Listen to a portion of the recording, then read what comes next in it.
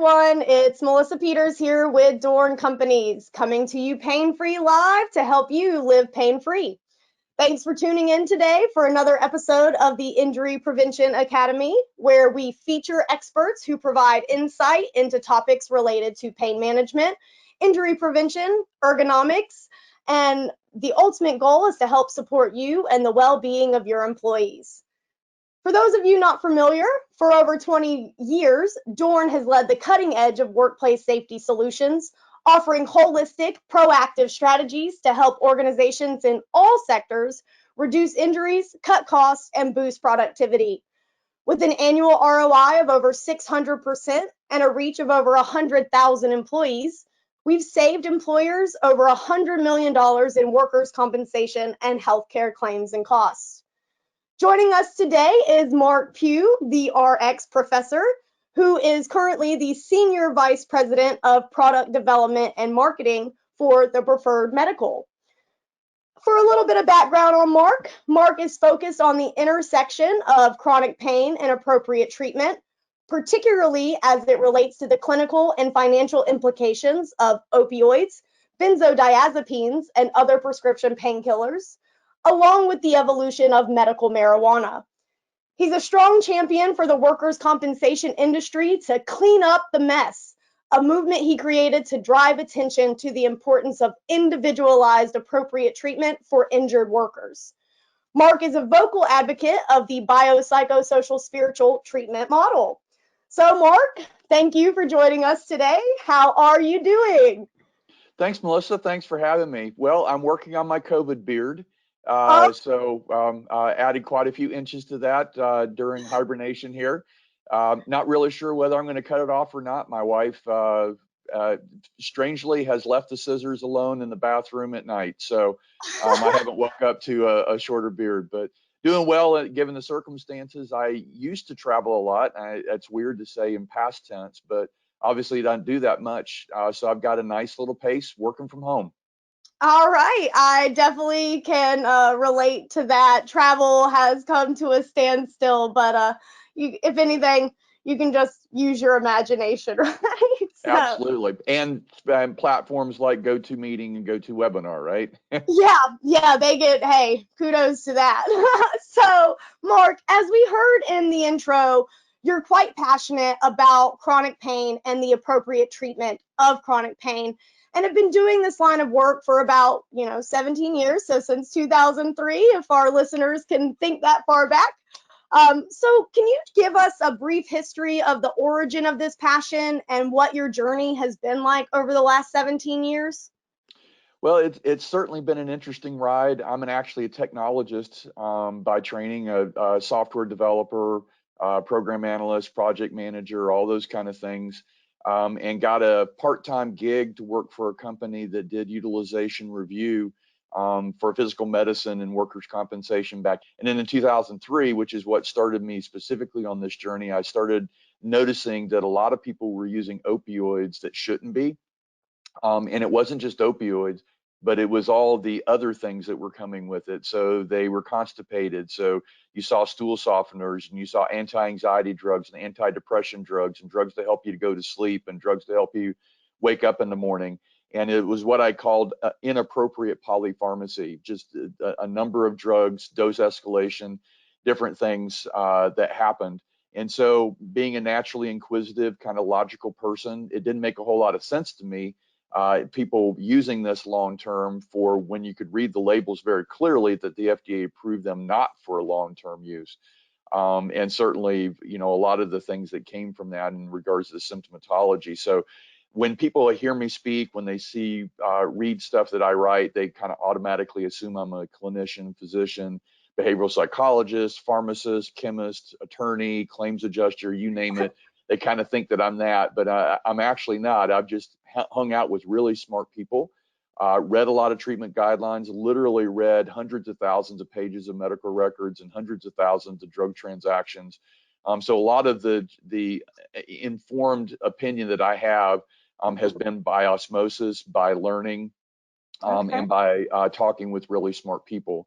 And so in 2012, I got the first opportunity to speak and kind of relay what I had learned over the previous 9 years in regards to best practices in opioid management.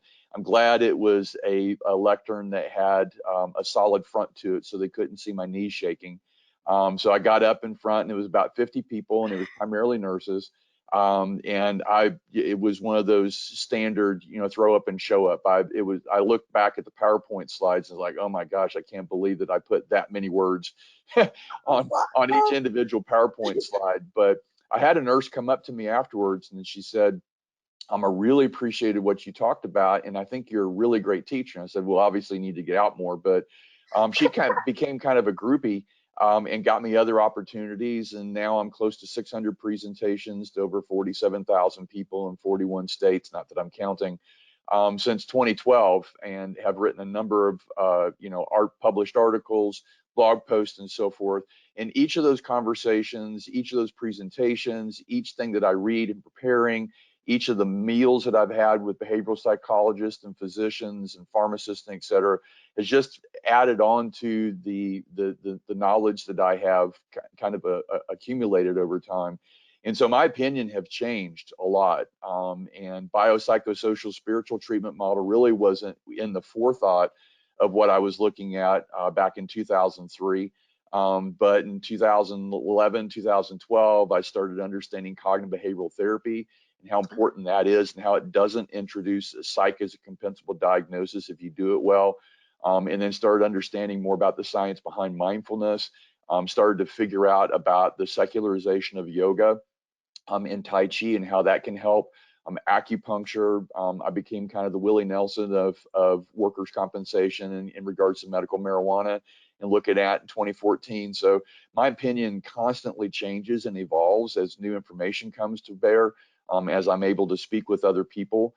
And so I'm kind of a vessel, I'm kind of a layman's vessel for what I consider to be the best practices and the standard of care that's really bounced against people who actually know what they're talking about, but I'm kind of a vessel for delivering that information in easy to understand ways and snippets.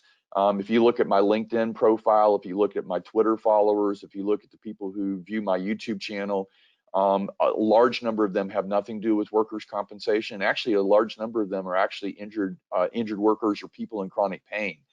And so I've listened to them from their perspective of what it's like to live with chronic pain, because I fortunately have not had to do that. So all of those things kind of mix into this who I am. And the RX professor kind of ended, it started as a Twitter handle, but it became a great self-defining term. RX prescriptions, a lot of different things, and professor educator. And my tagline is educator and agitator. And I look at myself in regards to that, both of that, and trying to help people think differently about how to manage pain, how to treat pain, how to pay for pain, because it's just as important for payers to get on board and take into account the whole person as it is the physicians who's providing the care and the patients who are willing to accept that care. So fortunately or unfortunately, depending upon your perspective, we have a long way to go in regards to treating pain and helping people best treat pain. So it's going to give me a lot of stuff to continue to talk about, to write about. But it's really fun. I never in a million years would I have imagined that I would be the RX professor in 2012 when I did my first presentation, in 2003 when I first started looking at opioids, in 1990 when I first started workers' compensation, or my first job of loading paper in the back of a mainframe printer back in 1979. Never in a million years would I have anticipated that this is who I am, but it's who I am now. Speaking, just trying to define for those out there viewing and listening, when we talk about chronic pain, can you give just an idea of the magnitude of the issue, like how many people are struggling with chronic pain, and what this costs employers of the United States each year? Well, in 2016, the CDC said about 20.4% of American adults had chronic pain, which yields to about 49 million people. Of that, about 8% had what they call high impact chronic pain, which means you literally are having difficulties getting around. And to me, chronic pain, because I'm a simple kind of guy. I try to take complex issues and convert them into simple easily understandable concepts. And so chronic pain to me is pain you wake up with, you go to sleep with, and it doesn't go away until you die. So when you think of chronic pain like that, anxiety, depression, stress, those are just standard kind of things. If your life today is maybe as good as it's ever going to get because tomorrow that pain may get worse, or that pain that's there, that's nagging, will never go away, it messes with your mind. And so when you're talking about 49 million-ish Americans that have that kind of chronic pain, some people have to wake up in the morning and stretch. You know, the only way they can get prepared for the day is to spend 5 or 10 minutes stretching in the morning. I remember when the Japanese automakers first moved over to the United States and they started each day with calisthenics. And of course, you know, the Americans are going, why are we doing jumping jacks? It has nothing to do with putting cars together. But the Japanese understood getting your body physically prepared for the day, getting your blood moving, you know, and increasing your lung capacity, getting your cardiovascular system pumped and primed and ready to go, you're going to be much better suited. And so there's a lot of people in chronic pain that have to do things in order just to make it through the day, just to get started for the day. The last statistics I saw was in 2012, $635 billion impact to the United States. I'm sure with inflation, that's close to $1 trillion, which you're starting to talk about real numbers at that point, right? When you're Yes. talking about government, you know, trillion is just, you know, whatever. It's not that big a deal. But, you know, the cost to employers is almost immeasurable. You know, you got absenteeism, obviously, which you can track. You got the inability to return to work, but then you got presenteeism. You know, presenteeism is when you're physically there, but not mentally, emotionally, cognitively there. You know, so you're not at 100%. You're at 80%. You're at 60%. You fought with your significant other before you got there. You're having financial difficulties. Your low back pain is increasing over time. Just so many different things that causes the employee not to be fully productive, not to be 100%. So when you talk about the cost of the society, cost of medical procedures, cost in lost time, cost in lost productivity, I mean, you start adding all those things up and then adding the fact that even those that can make it to work sometimes aren't fully there, Yes. like Monday after a 3-day holiday. So, you know, all of those things factor into that. So, you know, what you want to do from a society, from an employer standpoint, is you want people fully available, fully there, fully productive, 100% into it. And the more things that start chipping away from that, the less productivity that you have, and the more costs there are associated with it. Absolutely. You're definitely speaking DORN's language now. We actually did a white paper a couple years ago on the psychological impacts of pain. What happens beyond just the idea of, wow, my shoulder hurts. Like you said, it becomes something that can consume you because all you can feel is this pain, and it has these repercussions.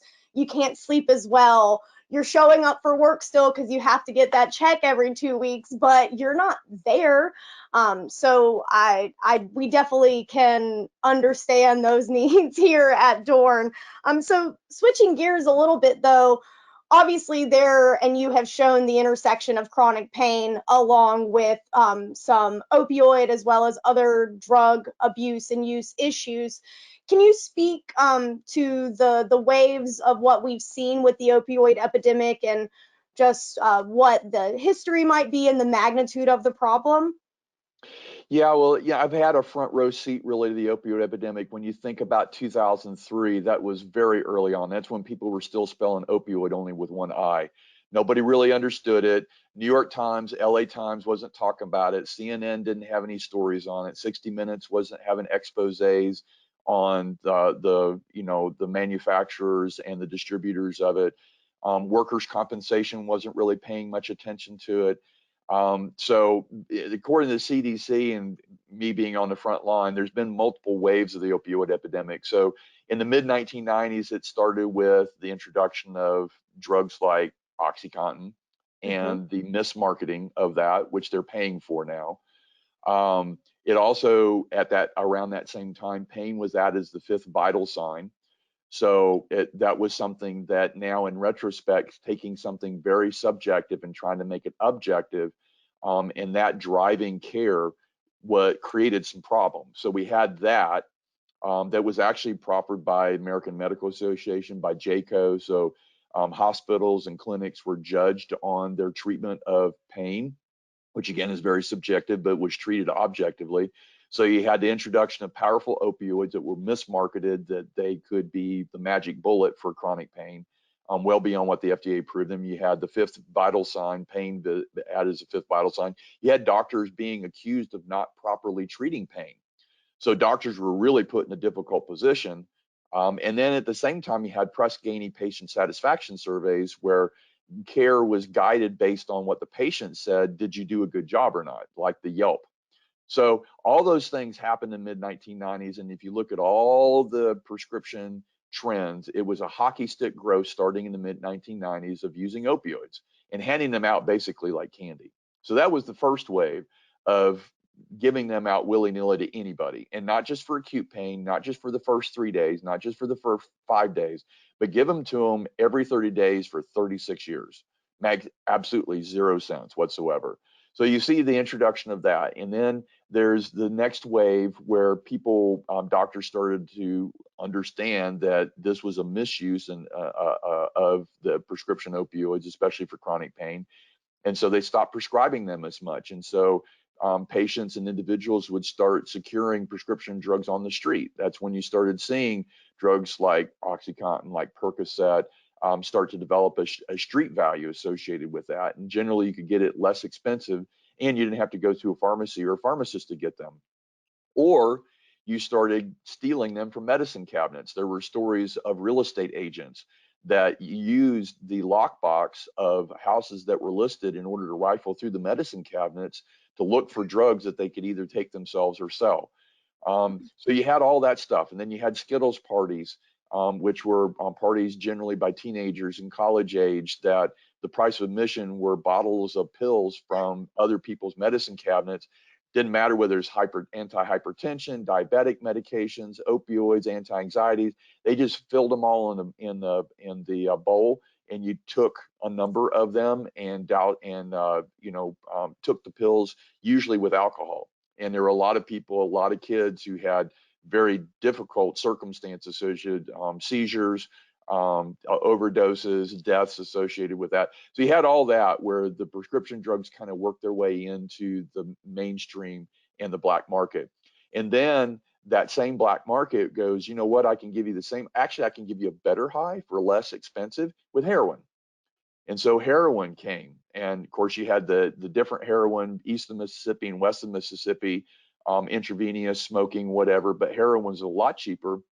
And these were not the addicts that we were used to back in the 60s and 70s that were strung out, hanging out on the street. You could tell them a mile wide. These were attorneys, these were doctors, these were nurses, these were preachers, these were accountants, these were moms, these were all sorts of people, professional people that you wouldn't necessarily assume that they were heroin, but they were students. There were a number of people, a number of kids that were student athletes that got addicted to prescription opioids in response to the surgery and the treatment of their sports-related injury, and then they couldn't get access to those drugs, and so they transitioned to heroin. A large number of people died from heroin overdoses that started on prescription opioids, legitimately and legally prescribed by doctors. And then there was the next wave, as you would look at it, which became fentanyl. And this was not the fentanyl that's included in that helps women deliver babies through the shot that they get. This is the fentanyl, synthetic fentanyl, and the analogs that's generally manufactured in China and shipped through the USPS, through FedEx, through UPS, traversed across the southern border of the United States. And fentanyl is cheaper than heroin. And so they mixed fentanyl. They made fentanyl look like other pills. There was an outbreak in Sacramento where people were buying what they thought were Xanax pills, which are very, very dangerous in and of themselves, buying Xanax pills on the street, but actually what it was is pure fentanyl. Now, if you look at this trajectory, every iteration, every wave is more dangerous than the other. So OxyContin is only 1.5 times more potent than morphine. If you ever had morphine, you know how powerful that can be. So multiply that times 1.5, you got OxyContin. Well, heroin is 5 times more potent than morphine, so even more potent than OxyContin. Fentanyl is 50 to 100 times more potent than morphine. So you see the waves continue to get less expensive, but Mm-hmm. more dangerous. And then we had the introduction of carfentanil about 3 or 4 years ago, which is the elephant tranquilizer. It's 10,000 times more potent than morphine. 1 grain of salt size of carfentanil is enough to kill you. And so we saw the introduction of that, and people were mixing that. So we've had these multiple waves of the opioid epidemic. So I can tell if people aren't paying attention to the opioid epidemic when they say it's just about prescription opioids. They stopped tracking it when it transitioned to prescription opioids and other things on the black market, the heroin, the fentanyl, the carfentanil. They haven't stayed up to speed on it because it has evolved. The marketplace. This is a marketplace. Mm-hmm.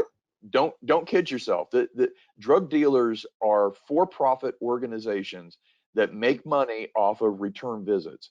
And it's interesting when you see spikes in overdoses and what happens, especially fatal overdoses, and what happens is you see it from a product development standpoint. So they're playing with the chemicals, trying to figure out the balance that gives the biggest buzz, the biggest high, but doesn't kill them, because killing their patients or killing their consumers doesn't return them for. So you'll see these outbreaks of spikes in overdose deaths, and that's when the dealers are going up.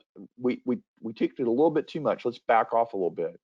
And interestingly enough, I found I've talked with a number of physicians, and it just boggles the mind. But people run and try to figure out who killed their friend because they had the best stuff. It doesn't make sense for people who are in recovery or who people are addicts would actually try to figure out who fed the dangerous drug to their friend who actually died from it.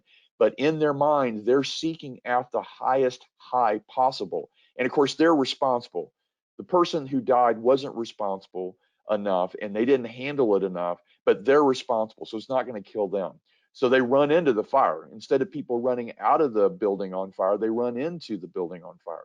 So all of these things have happened in regards to the opioid epidemic. So when you think about opioid epidemic, it's not just about prescription opioids. It's not fixed in time. It's not getting better. And now with coronavirus, we're seeing a spike in increases. We had seen a decrease in increases. More and more people understood the dangers of this, and public awareness and all that kind of stuff. But now we got deaths of despair because shelter in place. I can't go out and do stuff. I'm losing my job. I'm losing my business.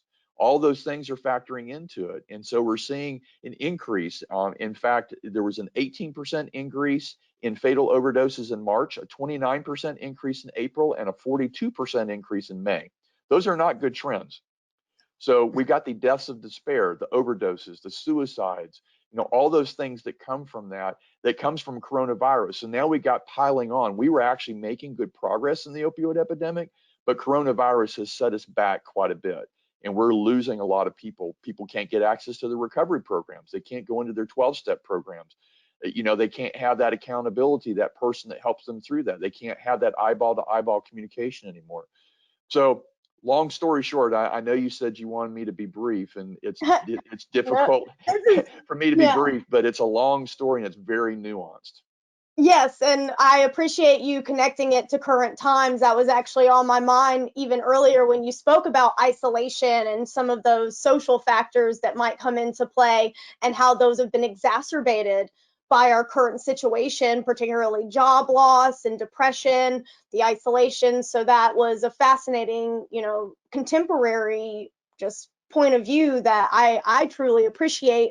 I want to bring it back a little bit now. I actually was reading an article this morning about how some places are getting back up and running, and I had the chance of speaking with you a little beforehand, and you mentioned that the construction industry actually struggles a bit more with some drug use or opioid use. I'll let you speak to it, but kind of fascinated, particularly as people are coming out of, these shelters in place and maybe getting back out, what some of those risks are and why we might see one industry struggle more than another.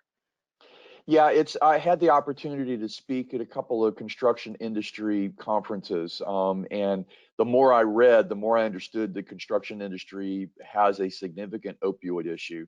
From 2011 to 2016, 43% of all drug overdoses, all opioid overdoses, related to transportation, construction, and healthcare. So Okay. those three components, those three industries, if you will, comprised almost half of all opioid fatal overdoses. And so when I dug in specifically to the construction, think of He-Man, think of macho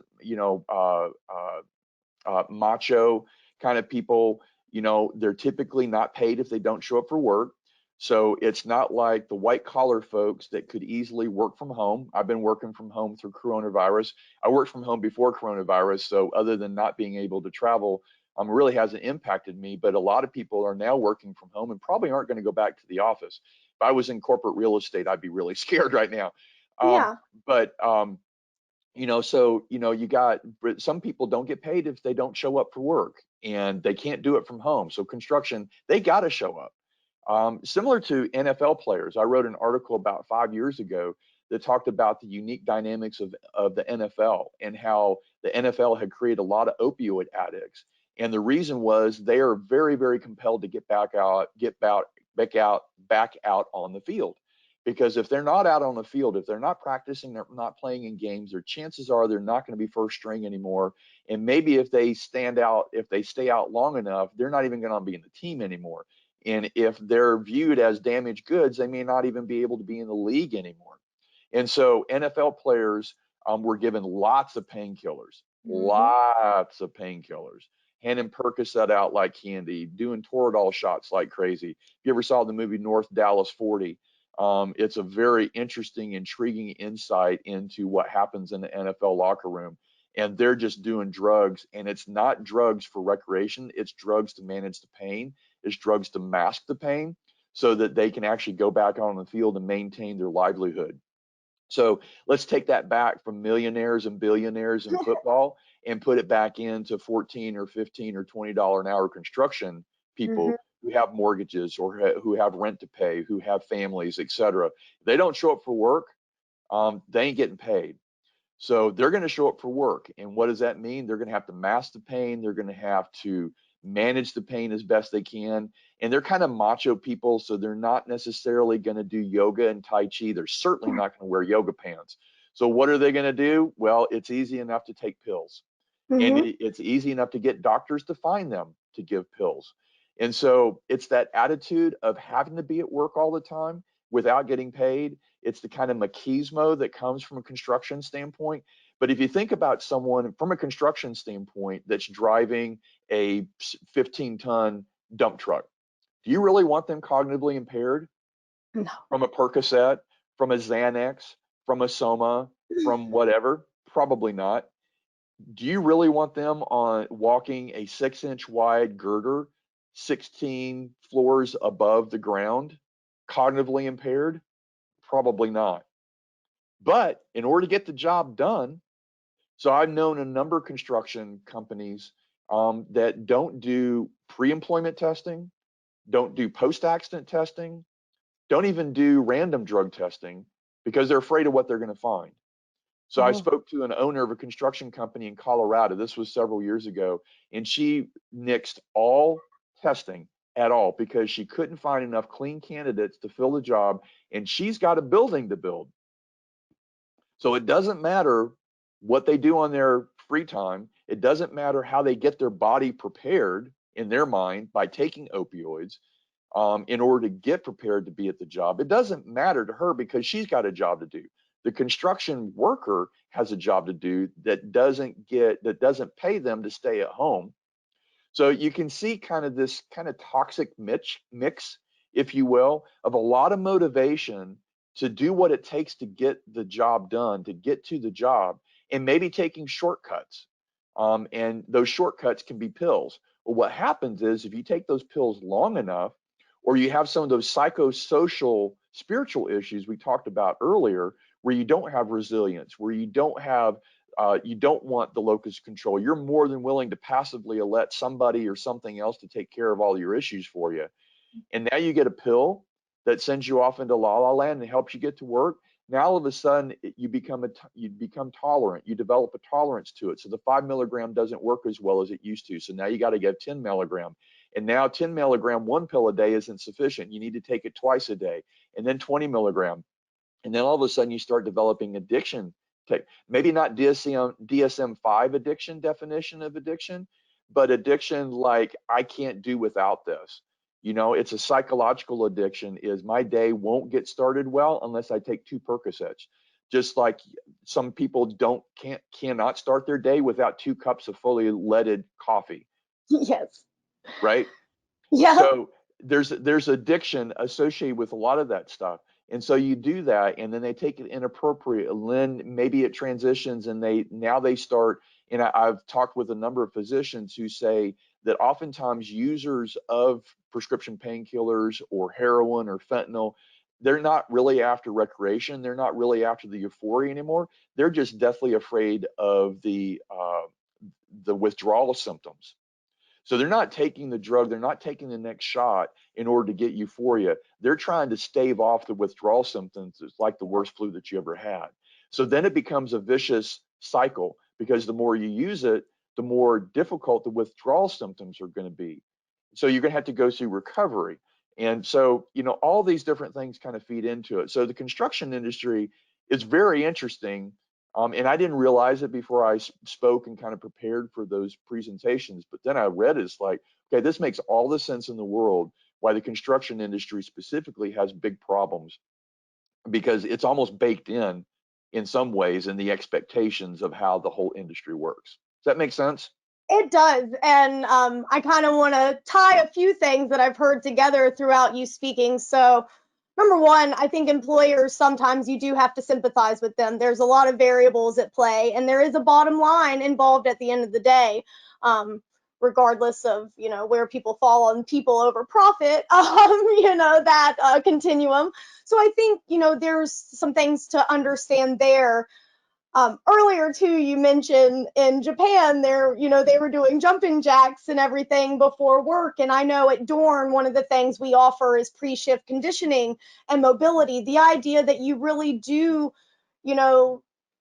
have to find a way to make sure that people are prepared. You wouldn't send, Aaron Rodgers out on the field without proper training prior to doing so. And same thing, I think I think sometimes the conversation, like you mentioned, millionaires and billionaires, it can become not, comparing apples and oranges. But I do think that we can see, those folks who are using their body like construction workers are every day, and the need for them to have support from employers around ways that they can reduce that pain in a way that's not just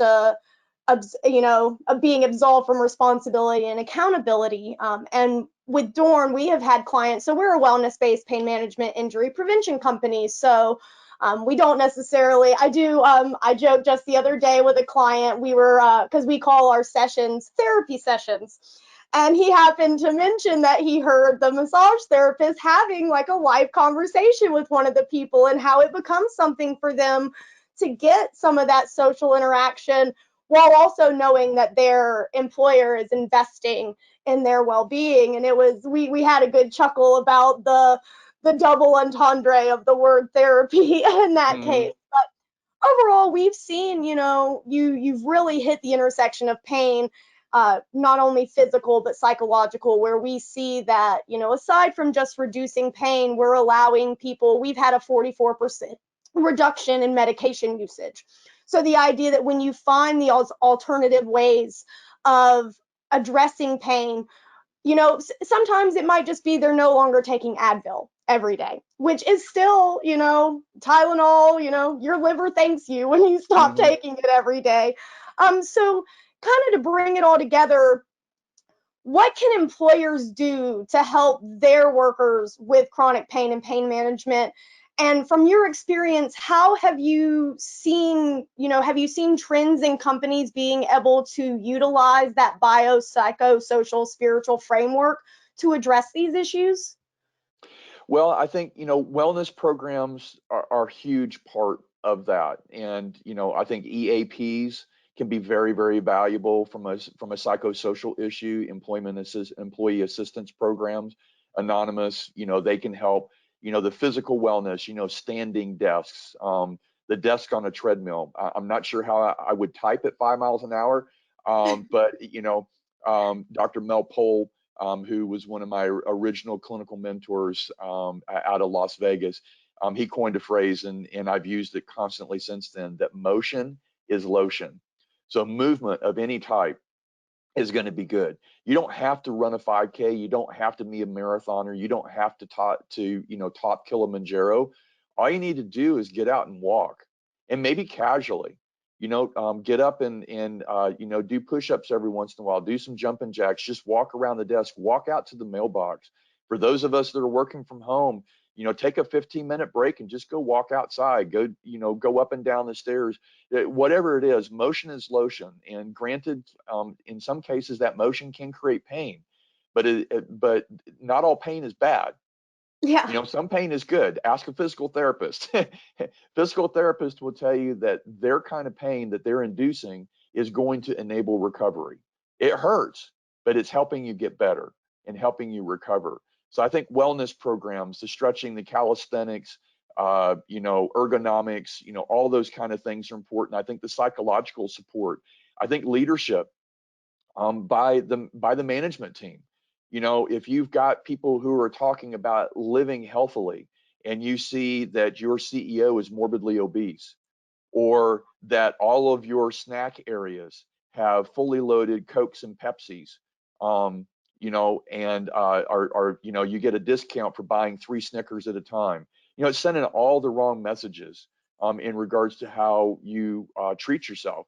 So I think leadership and employers have to lead by example. They need to show balance. They need to show that they can actually turn off their phones at night and spend time with their family. They need to be able to show that they aren't going to answer emails on vacation. They need to be able to show that they can shut things off at 8 to 5 or whatever. They need to show that work-life balance. They can't preach work-life balance and not do work-life balance. They can't teach or preach eating better and being more hydrated and having more exercise if they're not doing it themselves. So I think a wellness program that's put out there by people who aren't walking the walk is not going to be very well accepted. And I always find it interesting that wellness programs typically are adopted by people who are already well. So, a lot of times people who buy into the wellness programs just want their existing gym memberships to be paid for by their employer. So the key is, how do we get to that 70%, 80%, 90% of the people that are not active, that are not eating well, that are not psychologically managing their life, that are not doing work-life balance, that are not establishing resilience? How do you get through to them and tell them and show them that wellness is important? What you do it is by, in some ways, peer pressure. And peer pressure can be good. Obviously, it can be bad as well, but peer pressure by their teammates doing it, by their supervisor doing it, by their leadership team mimicking that and exemplifying how to establish that. So I think wellness program is more than just a program that you buy and have once a year have your HR person get everybody together and go, we got a wellness program. How much do you want us to deduct from your paycheck? A wellness program is a corporate culture. A wellness program is how, from the person who makes the least amount of money to the person who makes the most amount of money, they got to be bought in. And if they understand that the wellness program is beyond the bio, but it's also the psycho, the social, the spiritual, it's the whole person, that whole person wellness. If they understand that, then you'll have better return to work programs, because people are going to be more fit before they get hurt. And they're going to be more resilient when they get hurt. So they're going to be more liable to come back quicker. Plus, they kind of dig the people that they work with, because everybody's thinking positive. They're not negative. They're not Karens. To Yes, good be one. relevant, right? They're not filled with Karens. They're filled with positive, uplifting people that are after the best, the inner angels. They're after and trying to bring out the best in people.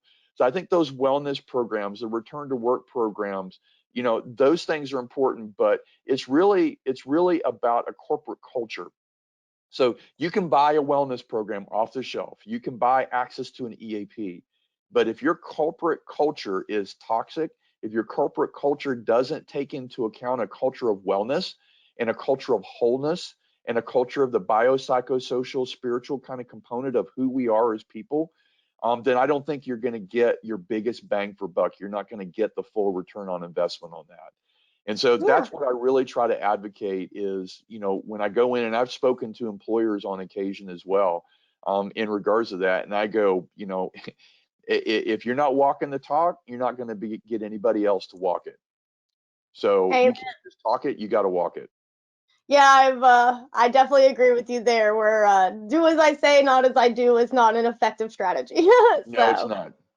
Well, that is all that I had today. So I very much appreciate you for joining us. This has been very enlightening and invaluable information. So we appreciate all of you out there who took time to tune in and listen or watch. And we look forward to seeing you again in a couple weeks with our next episode.